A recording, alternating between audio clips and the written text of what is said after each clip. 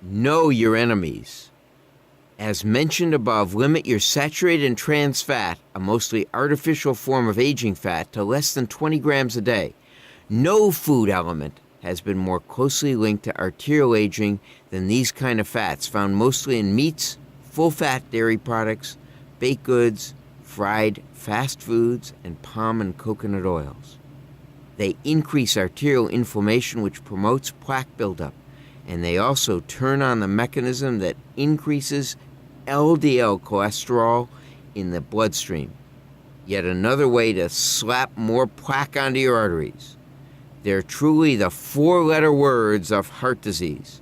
In the same way, you should avoid simple sugars, including high fructose corn syrup and most white processed foods, which have a very direct effect on your arteries. Don't ignore the relatives.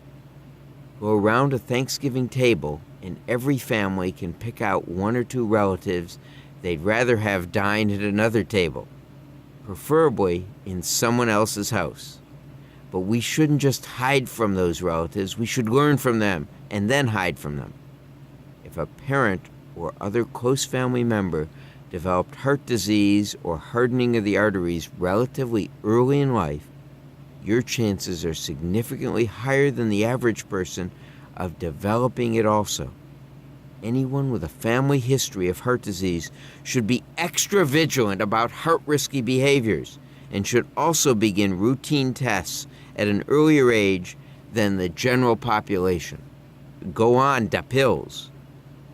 As you'll learn throughout, we're proponents of the power of certain nutrient supplements and occasional medications that can work preventative wonders in your body.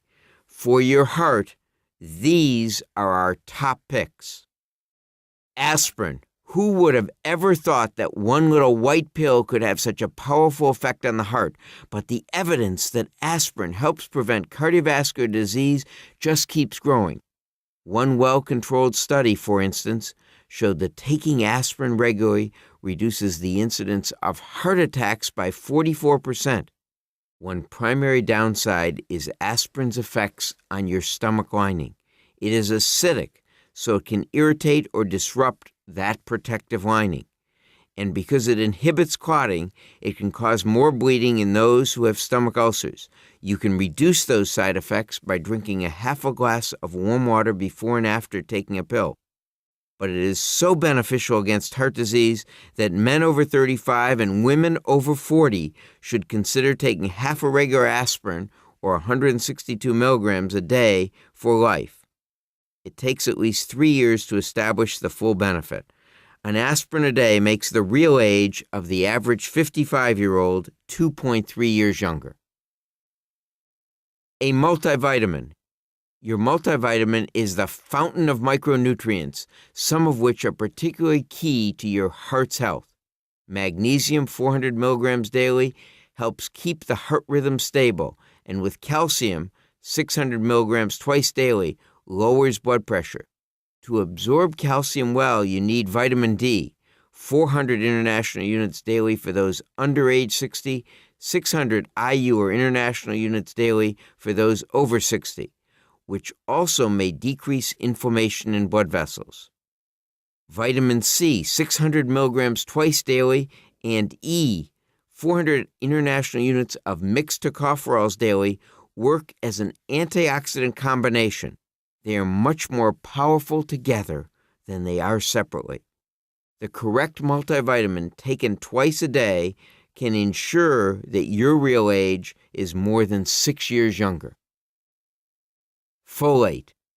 This B vitamin has proven to be essential to human health in various ways, but for your heart, it has a crucial role.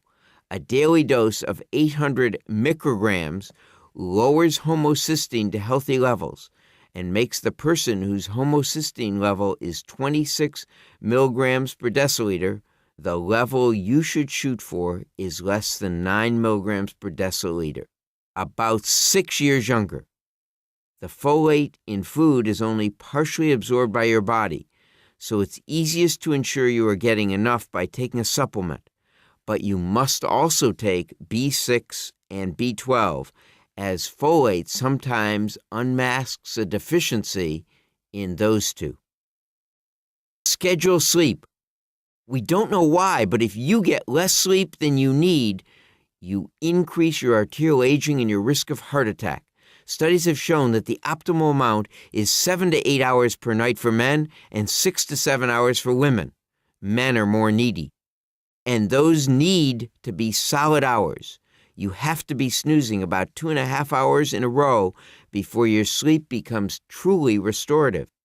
Inadequate sleep causes you to release less of the pleasure hormone serotonin in your brain. To compensate, you try to increase those levels with foods like sugar or harmful substances like tobacco. So ignoring sleep is like ignoring a leak in the roof. If you do, things will only get worse.